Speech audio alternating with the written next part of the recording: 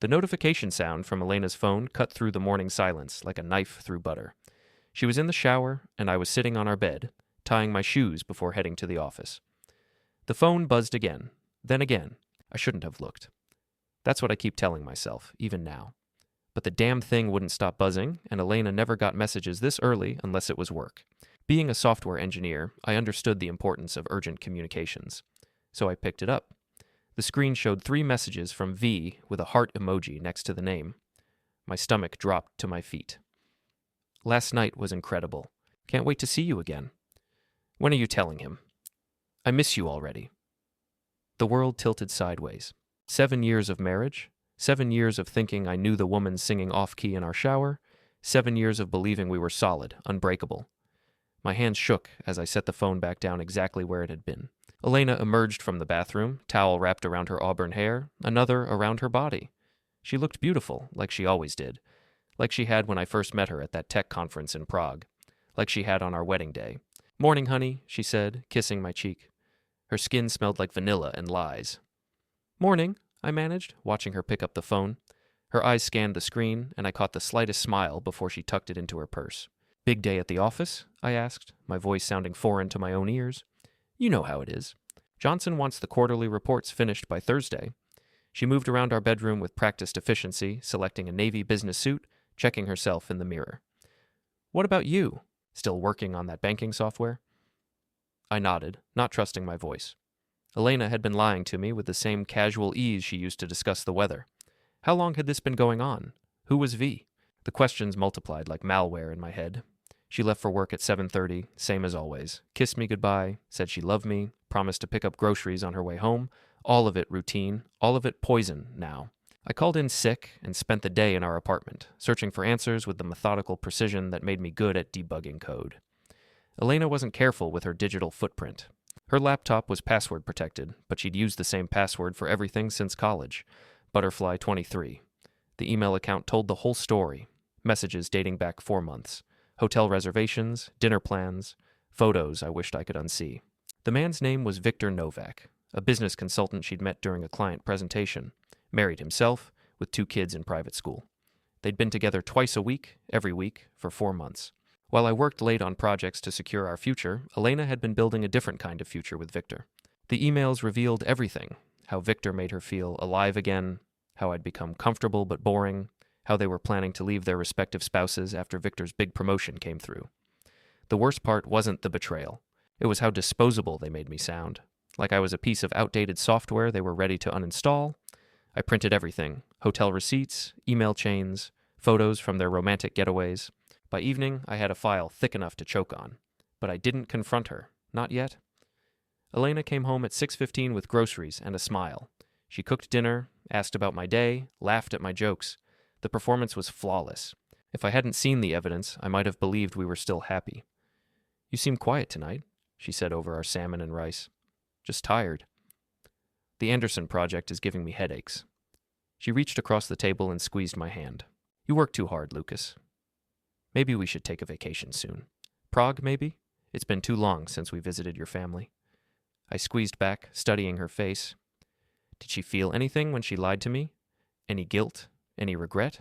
Her green eyes showed nothing but practiced concern. "That sounds wonderful," I said. After dinner, I helped her with the dishes.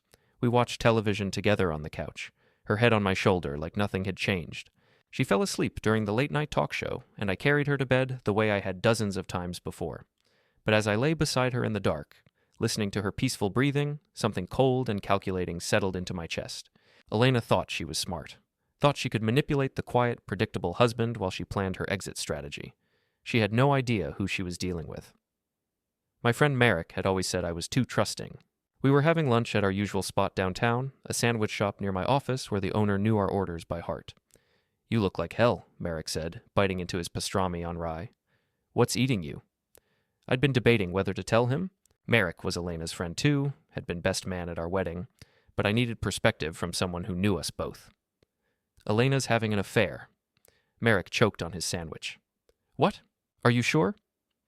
I pulled out printed copies of 3 emails, enough to make my point without revealing everything. Merrick read them, his expression growing darker with each line. 4 months, he said finally. Jesus, Lucas. I'm sorry. Don't be sorry. Be useful. You think I should confront her? Of course you should confront her. Tonight. Pack her bags and throw them out the window if you have to. I shook my head. That's what she expects. The jealous husband losing his mind, screaming, threatening, making it easy for her to paint me as the problem. So what's your alternative? I'm going to let her tell me herself. When she's ready. Merrick leaned back in his chair. That's playing with fire, man. What if she doesn't tell you? What if she just disappears one day with this Victor guy? She will tell me. I'm going to make sure of it. The next 3 weeks were the best performance of my life. I became the perfect husband, brought Elena flowers for no reason, cooked her favorite meals, planned romantic evenings, made love to her with renewed passion that left her confused and pleased, all while documenting every lie. I installed tracking software on her devices, the kind I usually designed to catch corporate espionage. Her location data painted a clear picture of her deception. Business lunches that never happened, late meetings at hotels, shopping trips to places she never bought anything. The technical evidence was overwhelming, but I needed more. I needed to understand the full scope of their relationship, their timeline, their plans, so I created a fake social media account and began following Victor's digital life. Victor Novak was everything I wasn't. 6'2", silver-haired, drove a Mercedes convertible. His Instagram showed expensive restaurants, weekend trips to wine country, a lifestyle funded by consulting fees that dwarfed my software engineer salary. His wife looked miserable in their family photos. Through mutual connections, I learned Victor's patterns. He had lunch at the Ritz every Tuesday, played tennis at the country club Thursday evenings, attended monthly Chamber of Commerce meetings at the Hilton downtown. I started showing up to these places. Not to confront him, just to observe. To understand what Elena saw in him. To watch how he operated. Victor was smooth, I'll give him that. Charming in that practice way that comes from years of convincing people to buy things they don't need. He flirted with waitresses, over-tipped bartenders, and commanded attention in every room he entered. The kind of man who made others feel smaller just by existing. But I noticed something else. Victor was careless. He left his phone unlocked at tables, spoke too loudly about confidential deals, bragged about bending rules to close sales. The man was a walking liability, and nobody seemed to notice because he wore expensive suits and drove the right car. That's when I realized Elena hadn't just betrayed our marriage. She'd chosen poorly. Victor Novak was all flash and no substance, a con man in an Armani jacket. And con men always had secrets worth exposing. I spent another week digging into Victor's business practices, public records, client complaints, regulatory filings. The man cut corners like a drunk driver. Nothing technically illegal, but plenty that was ethically questionable. By the end of the month, I had enough ammunition to destroy both of them. But I didn't want destruction. I wanted something more satisfying. I wanted Elena to choose. I waited until Friday night. Elena had been distant all week, distracted in that particular way that meant she was planning something. Her phone buzzed constantly with messages she'd hide from me. She'd started working later, coming home with stories about demanding clients and impossible deadlines. The performance was getting sloppy. We were in our kitchen, sharing a bottle of wine after dinner. Elena was scrolling through her phone again, that little smile playing at her lips. The one that used to be reserved for me. Elena. She looked up, probably hearing something different in my voice. We need to talk. About what, honey? I pulled out my phone and showed her a photo I'd taken that afternoon. Elena and Victor holding hands outside the Meridian Hotel. They looked happy, in love, like people planning a future together. The color drained from her face, but she recovered quickly. Elena had always been good in crisis situations. It's not what it looks like, she said. It looks like my wife having lunch with another man. What should it look like? She set down her wine glass with trembling fingers. Lucas, I can explain. I'm listening. But she didn't explain. Instead, she stood up and walked to the window, staring out at the city lights. Her reflection looked like a stranger. How long have you known? She asked finally. Does it matter? It matters to me. 3 weeks. She turned around, and I saw something I'd never seen before in my wife's eyes. Relief. Like she'd been carrying a weight and was finally ready to set it down. I didn't mean for it to happen, she said. But it happened anyway. Yes. For 4 months? Her eyebrows rose slightly. You've been thorough. I'm good at research. It's what I do. Elena moved back to the table but didn't sit. She stood behind her chair like it was a barrier between us. I love you, Lucas. I need you to know that. But you love him more. It's different with Victor. He makes me feel things I'd forgotten I could feel. And what do I make you feel? Safe, comfortable, like everything's going to be okay. That sounds terrible. It is terrible. Do you know how awful it is to realize that your husband makes you feel like wearing old pajamas? Warm and familiar and completely without excitement? I laughed, surprising both of us. So this is my fault? I'm too stable? Too reliable? That's not what I'm saying.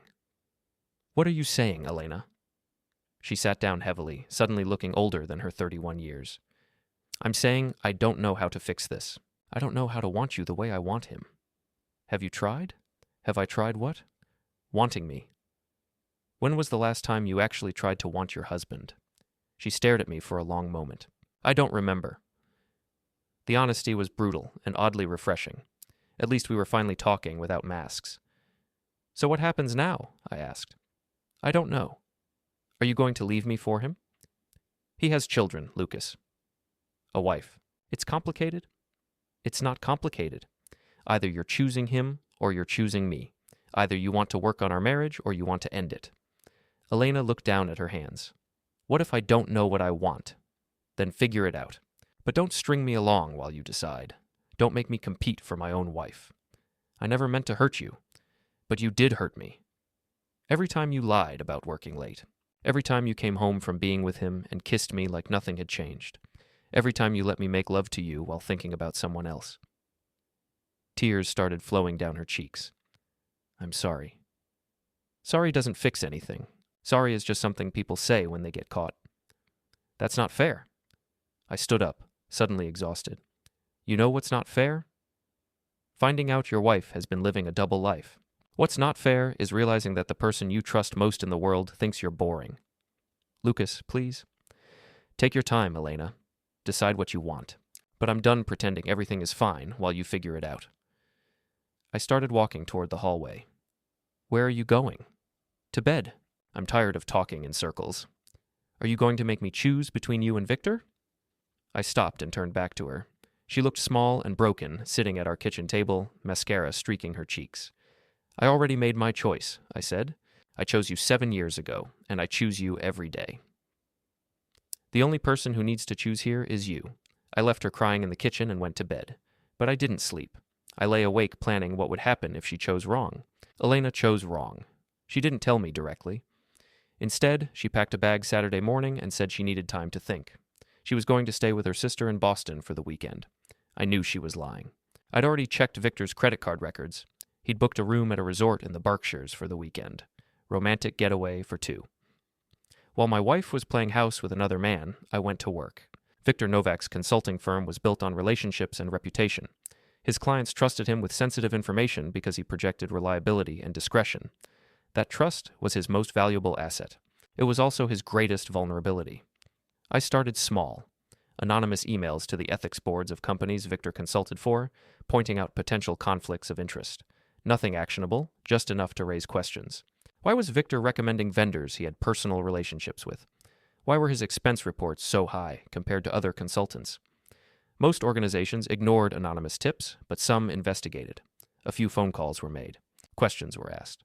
Victor's name started appearing in conversations about vendor oversight and consultant accountability. Next, I targeted his country club.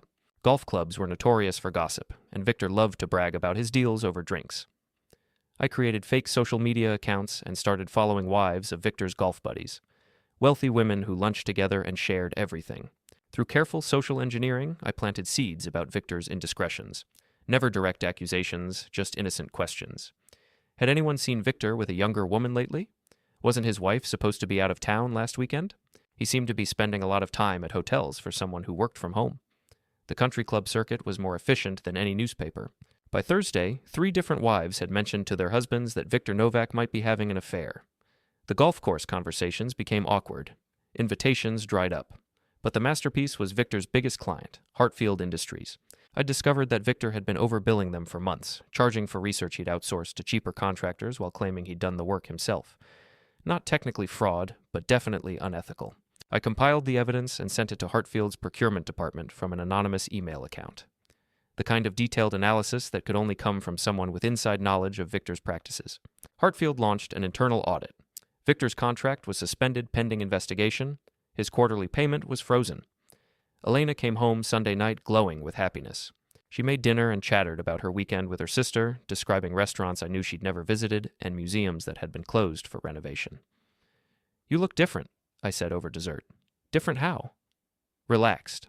Happy. It was good to get away for a few days. Clear my head. Come to any conclusions?" She reached across the table and took my hand. "I want to work on us, Lucas. I want to try to make this work." The lie was so smooth, I almost admired it. Elena had made her choice, but she wasn't ready to tell me. She was buying time, probably waiting for Victor to leave his wife first. The coward's approach. "I'm glad," I said, squeezing her fingers. "I love you. I love you too." We made love that night with desperate intensity. Elena clung to me like she was drowning, and maybe she was. Maybe she sensed that the ground was shifting beneath both of us. Over the next 2 weeks, Elena's mood began to change. She became irritable, distracted. Her phone calls became whispered conversations she'd take in other rooms. She started working even later, coming home exhausted and frustrated. I pretended not to notice while I escalated my campaign against Victor. His Mercedes developed mysterious mechanical problems. Sugar in the gas tank, followed by slashed tires, followed by a broken windshield. Nothing that couldn't be explained by random vandalism, but expensive and inconvenient. His favorite restaurant suddenly had no record of his standing reservation. His dry cleaner lost his expensive suits. His tennis club membership was suspended due to administrative errors that took weeks to resolve. Gradual destruction, one blow at a time. The psychological pressure was working. Victor's social media posts became erratic. He complained about bad luck, unfair treatment, and conspiracy theories. His professional demeanor cracked during client meetings. People started avoiding him. Elena's stress levels spiked in direct correlation to Victor's declining fortunes. She snapped at coworkers, drank too much wine at dinner, and tossed restlessly in bed. She was watching the man she'd chosen implode in real time, and she couldn't understand why. "Maybe we should see a counselor," she said one evening. "Work through our issues with professional help. If that's what you want." "Is it what you want?" I looked at my wife, sitting on our couch with her knees drawn up, looking vulnerable and confused. 3 months ago, I would have done anything to fix what was broken between us. Now I just wanted to see how far she'd go to maintain the lie. "I want whatever makes you happy," I said. "You don't sound like you mean that." "I mean it. I just want to understand what's going to make you happy." "What do you mean?" "I mean, maybe the problem isn't our marriage. Maybe the problem is that you want something I can't give you." Elena stared at me for a long moment. I could see the wheels turning, trying to figure out how much I knew, how much I suspected. "I don't know what I want," she said finally. "Yes, you do. You're just afraid to say it out loud." "Lucas, My phone rang. Elena's eyes flicked to it with obvious relief at the interruption. But when I answered, the relief turned to something else. "Mr. Novak? This is Detective Morrison with the Boston Police Department. We need to speak with you about some irregularities in your business accounts." I'd been expecting this call. The anonymous tip about Victor's tax evasion had worked faster than I'd hoped. "I'm sorry, Detective. You have the wrong number. Is this 5550147? "Yes, but this is Lucas Novak, not Victor, different person." "Oh, my apologies. Do you happen to know Victor Novak?" Elena went pale. She could hear both sides of the conversation in our quiet living room. "No, sorry. Common name, I suppose." After I hung up, Elena stared at me like I was a stranger. "That was weird," I said casually. "Poor guy, having the police call about his business." "Yeah," Elena whispered, "weird." But she wasn't looking at me anymore. She was looking through me, toward a future that was rapidly becoming more complicated than she'd imagined. Victor's world collapsed in spectacular fashion. The tax investigation revealed a pattern of fraudulent deductions and unreported income spanning 3 years. His business license was suspended. His assets were frozen pending a federal audit. The country club revoked his membership after several wives complained about inappropriate behavior. Most damaging of all, his wife found out about the affairs. Not just Elena, but 2 other women Victor had been seeing simultaneously, Mrs. Novak hired a private investigator and a divorce attorney who specialized in high-conflict cases. Elena's carefully constructed alternate reality crumbled along with Victor's life. She couldn't understand how everything had gone wrong so quickly. The man she'd planned to leave me for was suddenly facing criminal charges and social exile. "Something's happening at work," she told me over breakfast, her voice tight with stress. "People are acting strange." "Strange how?" "They're not including me in meetings." Johnson reassigned the Morrison account to Peterson. And yesterday, I heard Sandra and Michelle whispering about me in the break room. I buttered my toast and tried to look concerned. Maybe you're being paranoid. I'm not paranoid, Lucas. Something is wrong. She was right, of course. I'd been busy. Elena's affair with Victor hadn't been as discreet as they'd thought. Hotel staff remembered them. Restaurant servers recalled their intimate dinners. Credit card records painted a clear timeline of their relationship. All of this information had found its way to Elena's company through anonymous tips and mysterious emails. Her boss, Johnson, was a religious man who valued traditional family values. The evidence of Elena's affair, combined with questions about her expense reports during the time she'd been meeting Victor, created a perfect storm of professional consequences. And Elena wasn't fired. That would have been too obvious, too legally risky. Instead, she was marginalized, excluded from important projects, passed over for promotions, made to feel unwelcome in subtle but unmistakable ways. Her career trajectory, once promising, flattened overnight. I might need to look for another job, she said one evening, staring at her laptop screen with defeated eyes. What happened? Johnson says they're restructuring my department. My position might be eliminated. I'm sorry, honey. That's terrible. Is it, though? She looked up at me with something like suspicion. Terrible things seem to be happening to everyone around me lately. What do you mean? Victor's in trouble with the IRS. His wife is divorcing him. Now I'm being pushed out at work. Don't you think that's a strange coincidence? I set down my beer and gave her my full attention. Are you asking me something specific? Did you do this? Do what? Ruin Victor's life. Destroy my career. Get revenge on both of us. The question hung in the air between us like smoke from a house fire. I could deny it, maintain the innocent husband act a little longer, or I could finally show her who she'd been playing games with. Elena, I said carefully, you're giving me way too much credit. I'm just a software engineer. I debug code and fix databases. I don't have the power to destroy people's lives. But you could if you wanted to. Could I? You know computers better than anyone I know. You understand systems, networks, databases. If someone wanted to ruin a person digitally, you'd know how to do it. I smiled, and Elena actually flinched. You're right, I said. I would know how to do it. The question is, why would I want to? Because I hurt you. You did hurt me. But hurting someone back doesn't fix anything. Elena stared at me for a long moment, trying to read my expression. So, you didn't do any of this? I didn't have to do anything. Victor destroyed himself. Cheaters usually do. And me? My job situation? You made choices, Elena. Actions have consequences. That's not an answer. It's the only answer you're going to get. She closed her laptop and stood up, suddenly looking older than her years. I need some air. Elena walked out onto our balcony and lit a cigarette. She'd quit smoking 3 years ago, but stress had a way of reviving old habits. I watched her through the glass doors, remembering the woman I'd fallen in love with, confident, ambitious, full of plans for our future together. This woman looked defeated, scared, like someone who'd just realized she'd been playing chess against a grandmaster while thinking it was checkers. My phone buzzed with a text message. Elena turned at the sound, her eyes sharp with suspicion. But it was just Merrick, asking if I wanted to grab drinks after work tomorrow. Friend of yours? She asked when she came back inside. Merrick wants to get together. What are you going to tell him? About us? What should I tell him? I don't know. What is there to tell? I stood up and walked to where she was standing, close enough to see the fear in her eyes, to smell the cigarette smoke in her hair. There's you and me, I said. There's 7 years of marriage. There's the choice you made to sleep with another man while planning to leave me. And there's the choice you're making now to lie to me about what you want. I'm not lying. Yes, you are. You're lying to me, and you're lying to yourself. You want Victor, but Victor's not available anymore. So now you're stuck with me, and you hate it. Tears started flowing down her cheeks. That's not true. Prove it. How? Choose me. Not because Victor's gone, but because you actually want to be married to me. Choose our marriage because you love me, not because your other option disappeared. Elena sobbed openly now, her carefully maintained composure finally cracking. I don't know how to do that. Then we're done. What do you mean? I mean, I'm done pretending. I'm done being your backup plan. I'm done watching you try to love me when what you really want is someone else. Lucas, please. No, you had months to choose me. You chose him instead. Now that he's not an option, you want me to compete with a memory. I won't do it. So what happens now?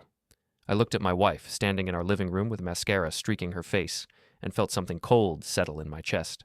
Now you find out what life looks like without me. I asked Elena to meet me at Cafe Milano, a quiet restaurant downtown where we'd had our first date 8 years ago. She arrived 10 minutes late, looking nervous and overdressed in a black suit that made her look like she was attending a funeral. Maybe she was. "Thank you for coming," I said, as she sat across from me. "You sounded serious on the phone." "I am serious." The waiter brought Elena a glass of wine she'd ordered without looking at the menu. Her hands shook as she lifted it to her lips. "Lucas, before you say anything, I want you to know that I've been thinking about what you said. About choosing, about what I really want. And what do you want? I want us to work. I want to try couples therapy, maybe take that vacation to Prague. I want to remember why we fell in love.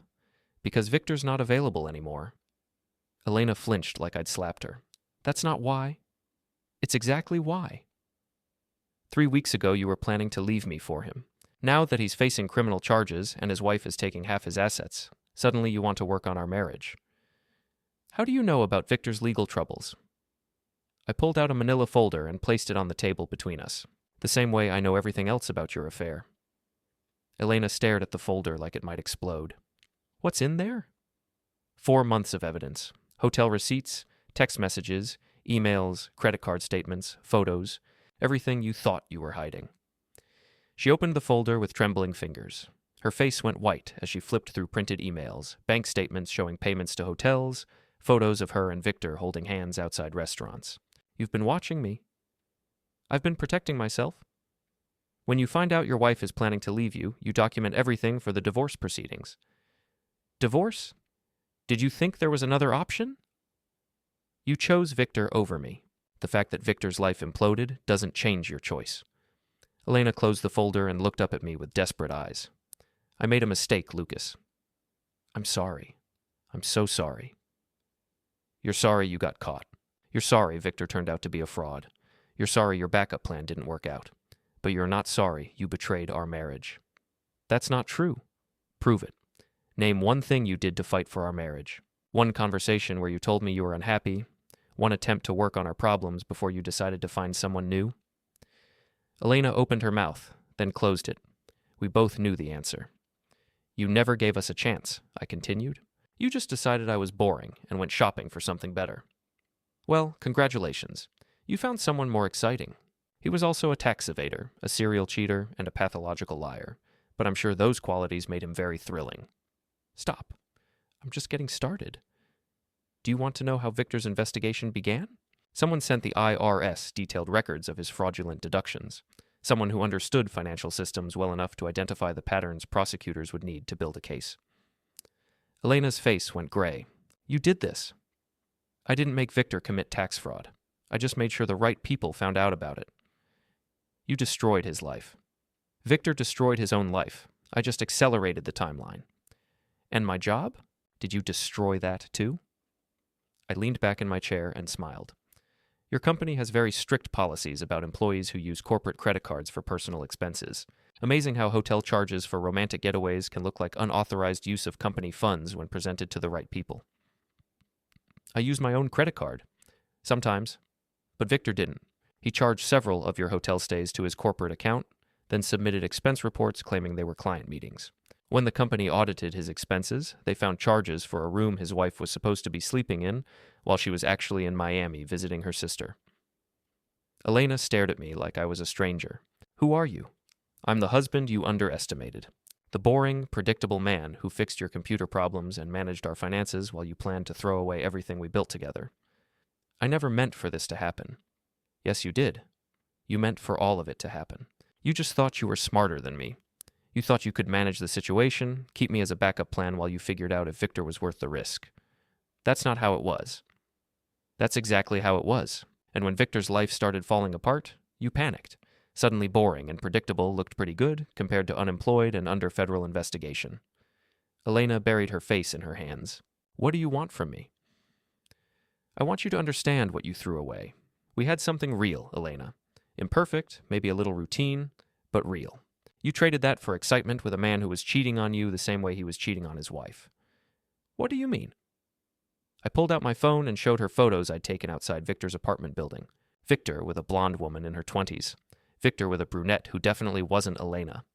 Victor with his arm around a redhead outside an expensive restaurant. You weren't special to him. You were just convenient. Another married woman looking for excitement, another ego boost in an expensive dress. Elena stared at the photos with growing horror. How many others? Does it matter? The point is, you gave up a marriage for a fantasy. Victor never loved you. He loved the thrill of sleeping with someone else's wife. Stop, please. I'm not stopping. You need to hear this. You need to understand what your choices cost both of us. I pulled out the final document from my folder. Divorce papers, already filled out and notarized. 7 years, I said, sliding the papers across the table. 7 years of building a life together, and you threw it away for 4 months with a con man who saw you as entertainment. Elena looked at the divorce papers without touching them. Is this really what you want? What I wanted was a wife who chose me. What I wanted was a partner who talked to me about problems instead of finding someone else to solve them. What I wanted was the woman I married, not the stranger who's been lying to me for 4 months. I can be that woman again. No, you can't. That woman wouldn't have had an affair. That woman wouldn't have planned to leave me without a conversation. That woman is gone, and I don't know who you are anymore. Elena finally picked up the divorce papers. Her hands shook as she read through the terms I'd prepared with my attorney. Fair division of assets, no alimony, clean break. You've already thought of everything, she said. I've had time to think. While you were planning your future with Victor, I was planning my future without you. I loved you, Lucas. I still love you. You love the security I provided. You love having someone who won't judge you for making terrible choices.